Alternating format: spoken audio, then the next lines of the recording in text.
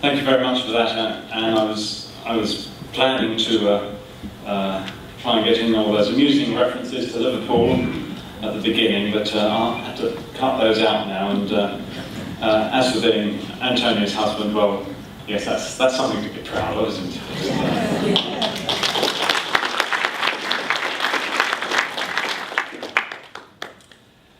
Right, so on with the programme. This is essentially the area that I want to cover, just to give you a little sort of signposting, so that if you do fall asleep in the middle, when you wake up, you'll know what you've missed. A brief introduction about the LCP, the Liverpool Care Pathway, the history of it, a brief description of it, how it has worked in effect, what practice has been, a bit about the controversy over the dispute within the movement in particular. And then I want to talk about what may replace the LCP, and that's obviously important because we want to apply the lessons that we've learned about the LCP to things that will succeed it.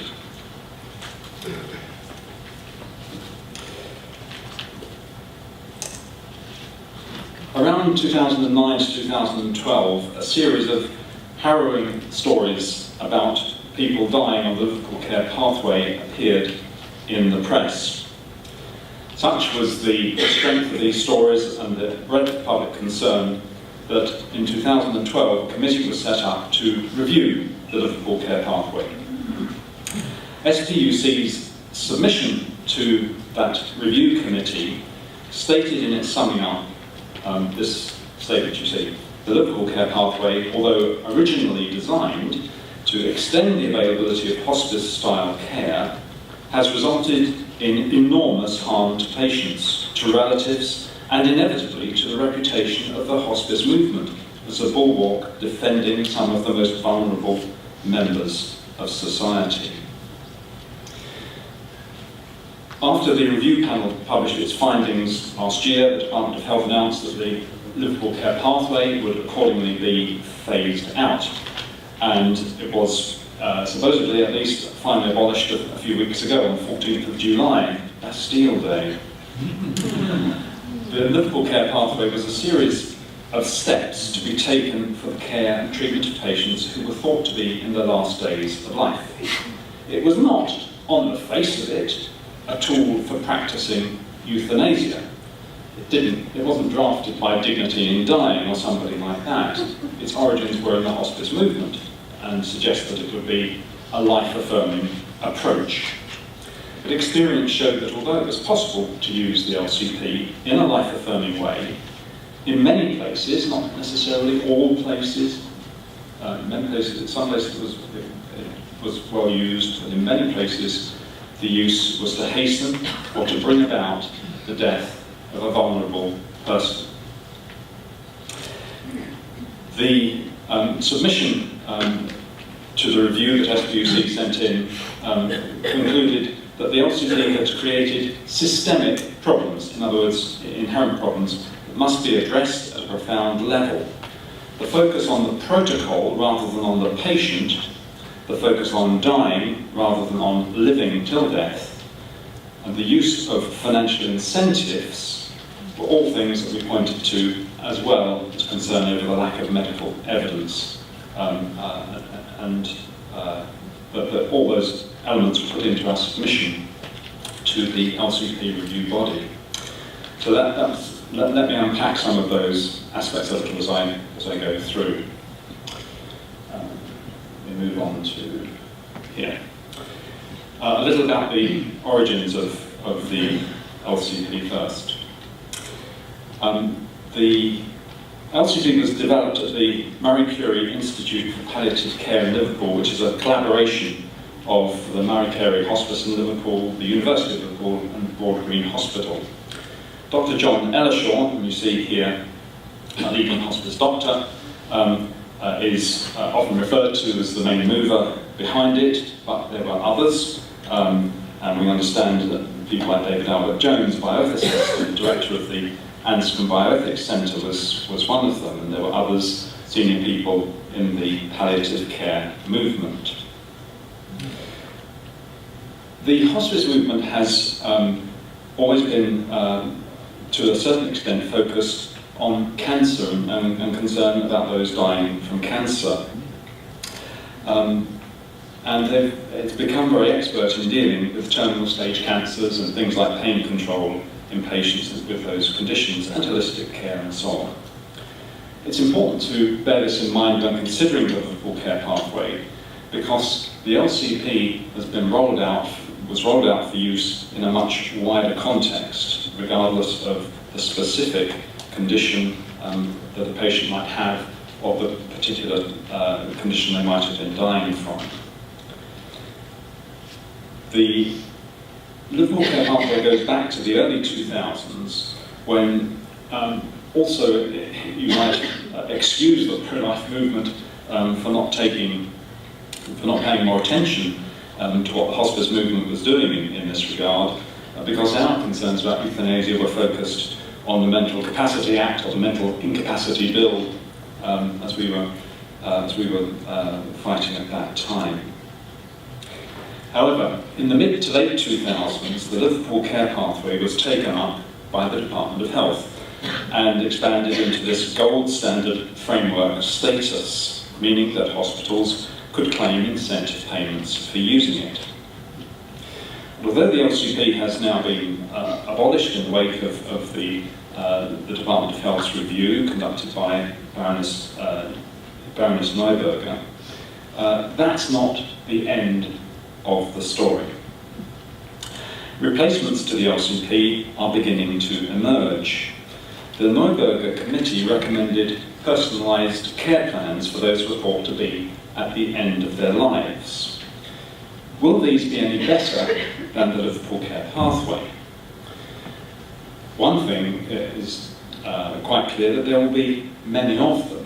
In fact, it could be a different one for each person, it seems, if it's a personalised care plan.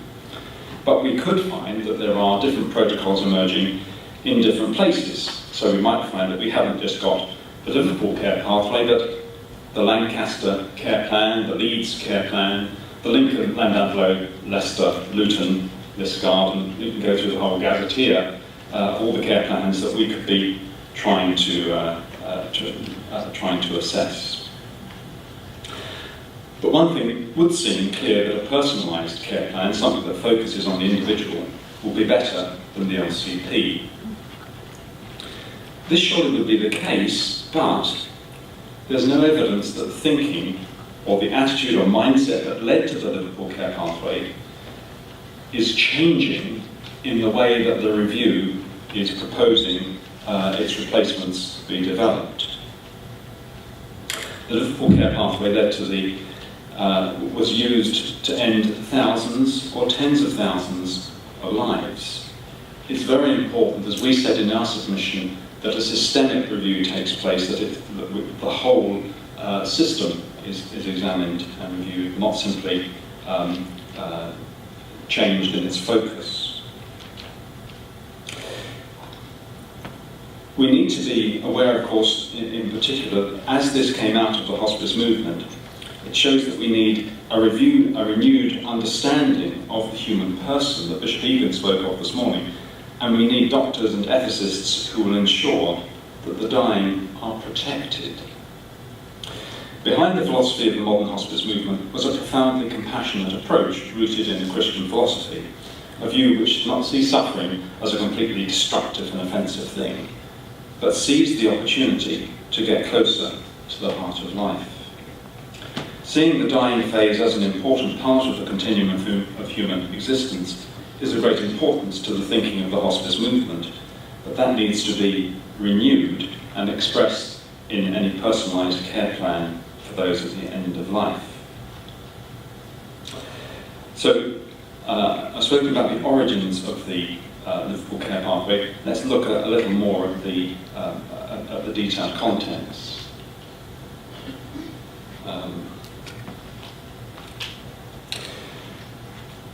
The LCP was meant to achieve the idea of extending the hospice movement ideology to a wider a wider sphere.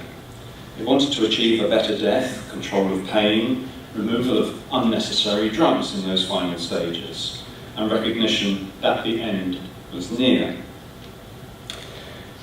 It was intended to extend hospice care beyond the hospice buildings into the wider medical sphere, and to guide doctors and nurses to provide suitable support for dying patients. But its structure, its nature is a tick box list, and it's designed in its thinking and its application to be limited to the last 72 hours of life. This 3-day forecast problem is an inherent flaw in it, and the overall protocol lacks an evidence base. An end-of-life pathway also is not the same thing as palliative care, which may be longer term and focused on making the most of the patient's remaining time, not simply ensuring that they are not in pain. You can't put palliative care in a box, you might say, especially not in a tick box. Let's look at some of the documentation related to the LCP, just so that you have a flavour of it. There were a number of versions, slight variants on the LCP. This one, just to insult those from the other side of the Pennines if they need to feel offended. We all know Diana Bow, she's sort of an honorary Liverpudlian, was originally a Yorkshire woman. So we'll look at the North Yorkshire and York version. This will probably be too small for you to see in detail, but I've expanded some of the key points. So this is the Liverpool Care Pathway, North Yorkshire and York. This is the opening of it, the patient's identity is put down here, and then it says the multi-professional team. It gives in this certain part at the bottom some text which I've expanded on the next slide. The multi-professional team have agreed the patient is dying. It has 2 of the following symptoms. All other reversible causes have been ruled out. The patient is bedbound, only able to take sips of fluid, semi-comatose, no longer able to take tablets. So the team's got to agree that the person's dying, and they must have thought of other things that might lead to that conclusion and rule those out. And then you've just got to have 2 of these things, and then you qualify. No reference there, note, to the 72 hours, to the 3-day limit. That's a gloss that has come in elsewhere. It's not actually in the diagnostic criteria.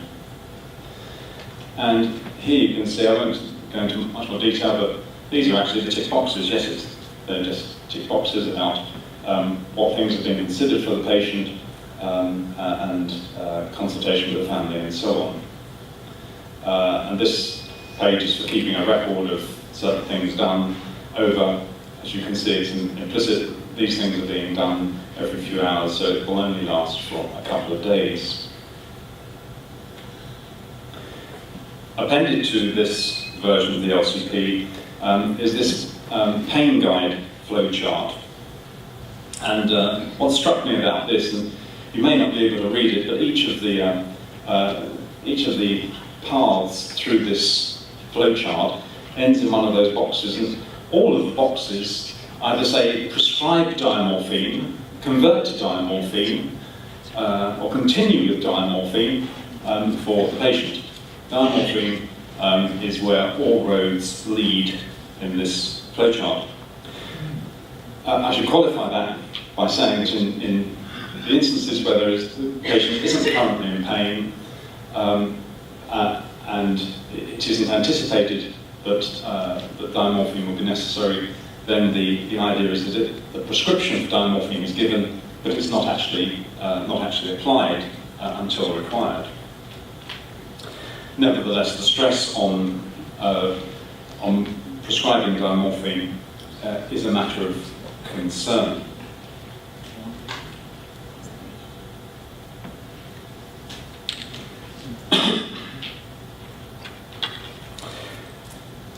So, we've seen a little of the structure of the documentation and how it was brought in.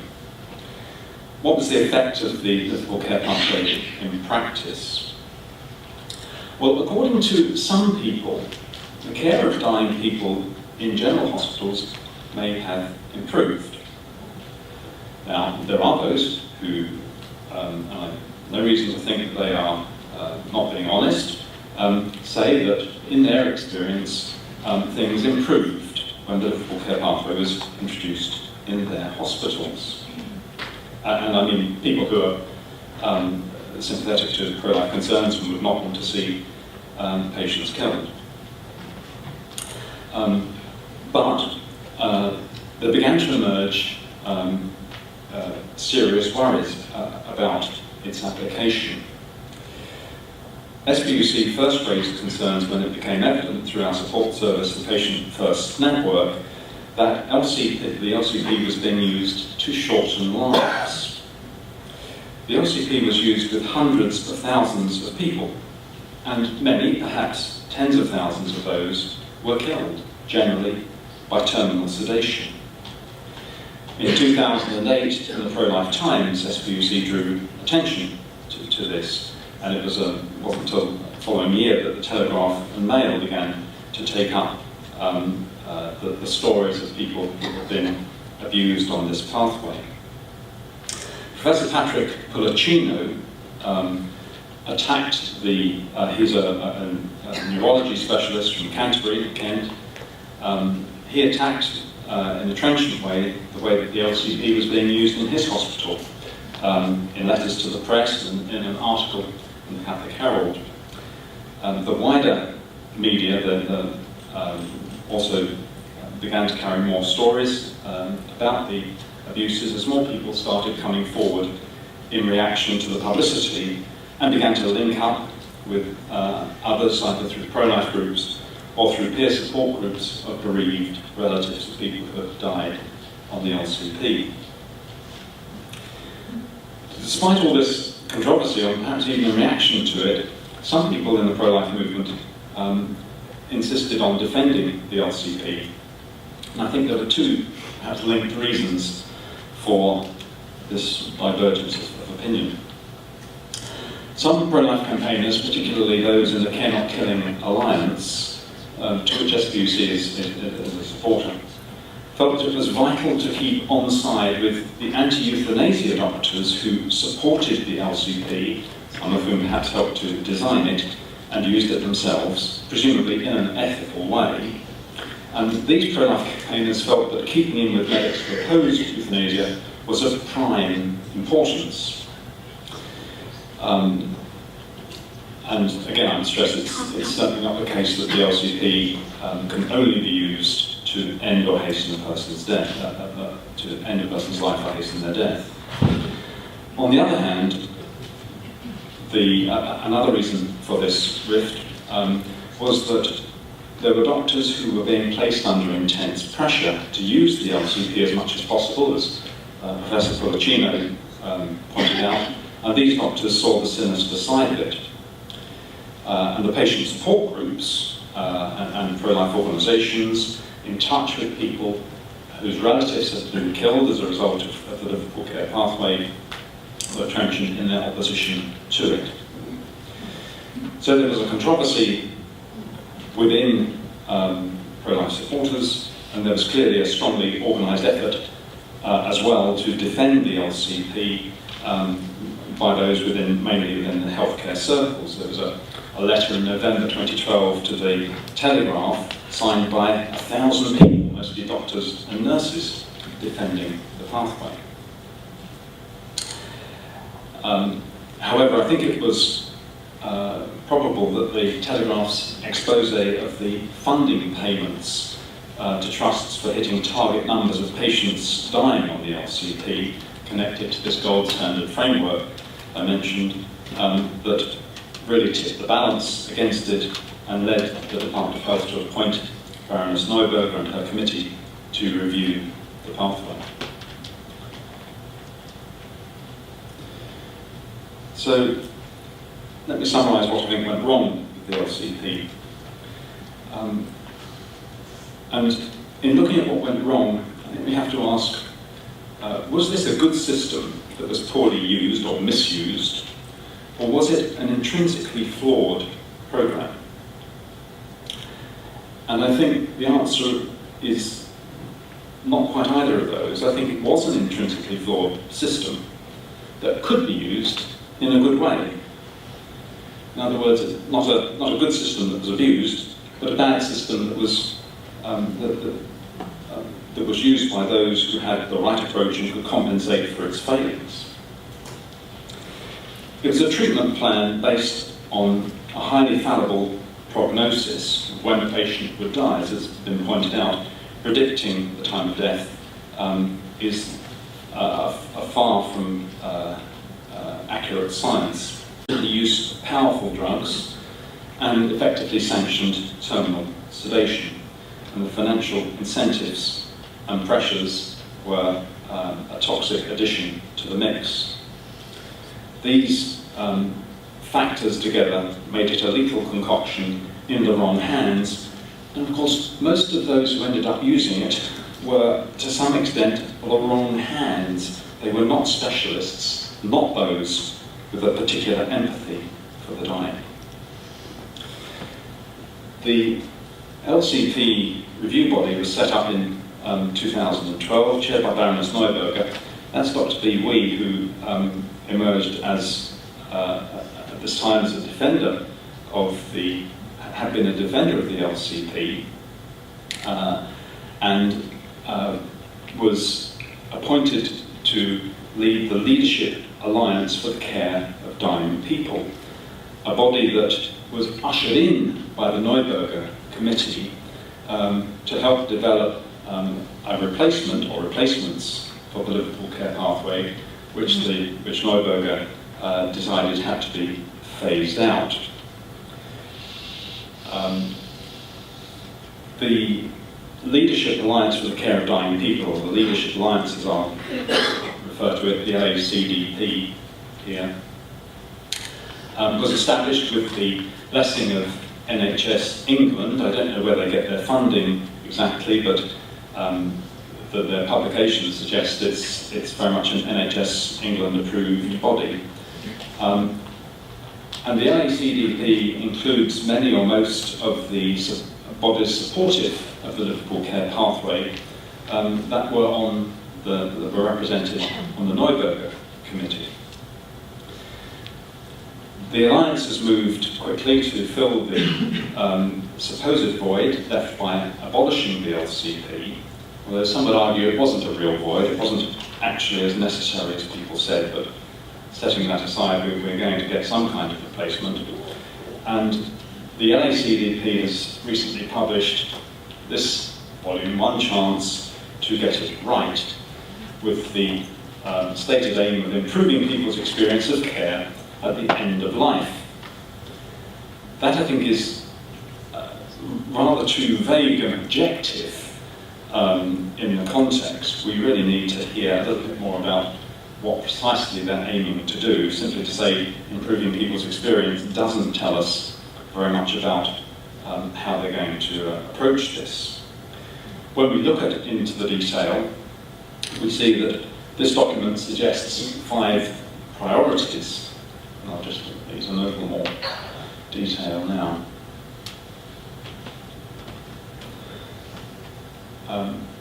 They're not specific matters, it seems to me, but broad statements mostly about decision making.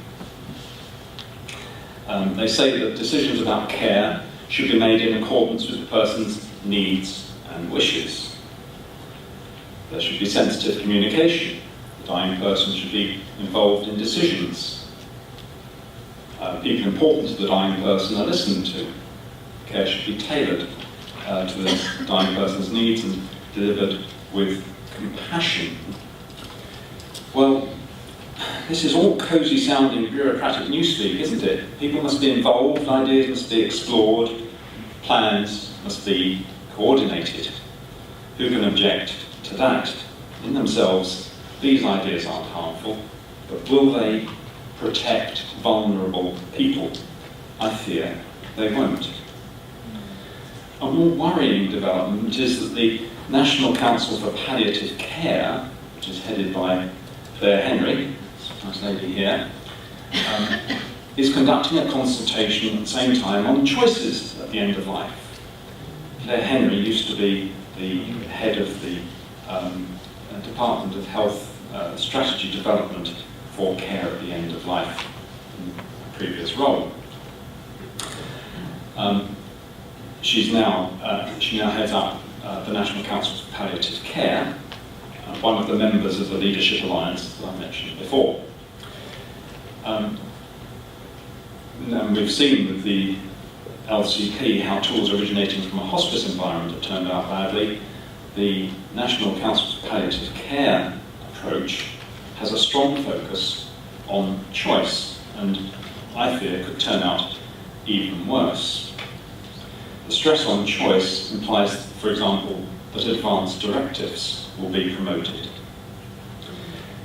The NCPC document is up for consultation this month, and we have until the end of the month to respond to it, and we are preparing a briefing to help you respond to this, and I hope you will be taking that up.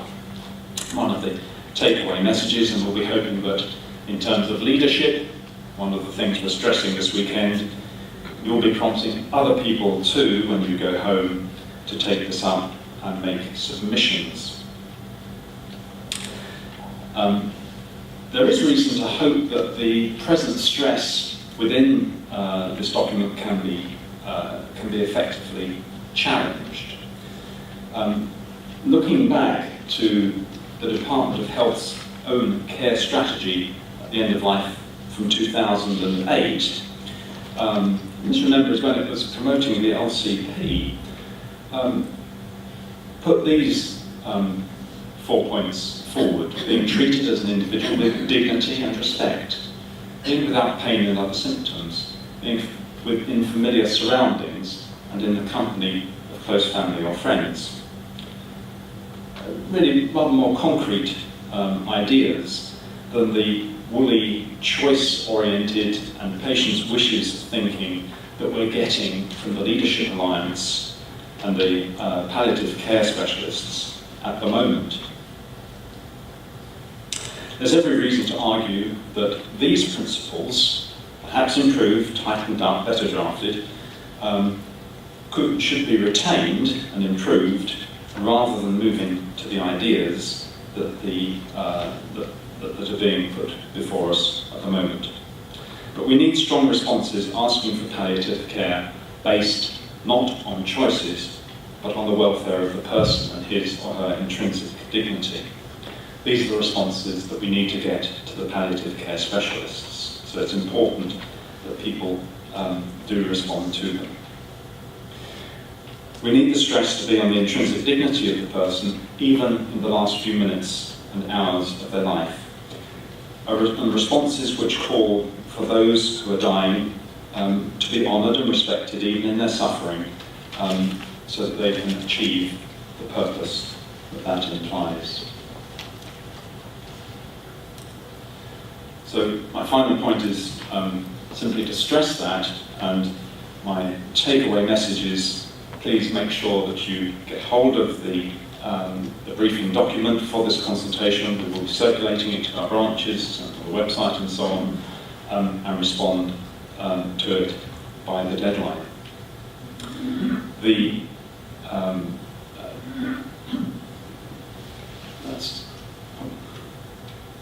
Just to remind you to do that. We'll be quoting those 2008 principles in the briefing so that you can refer to those. And so take-home message, get hold of the consultation. Please help make sure that the follow-up to the Liverpool Care Pathway is not worse than the problem we've just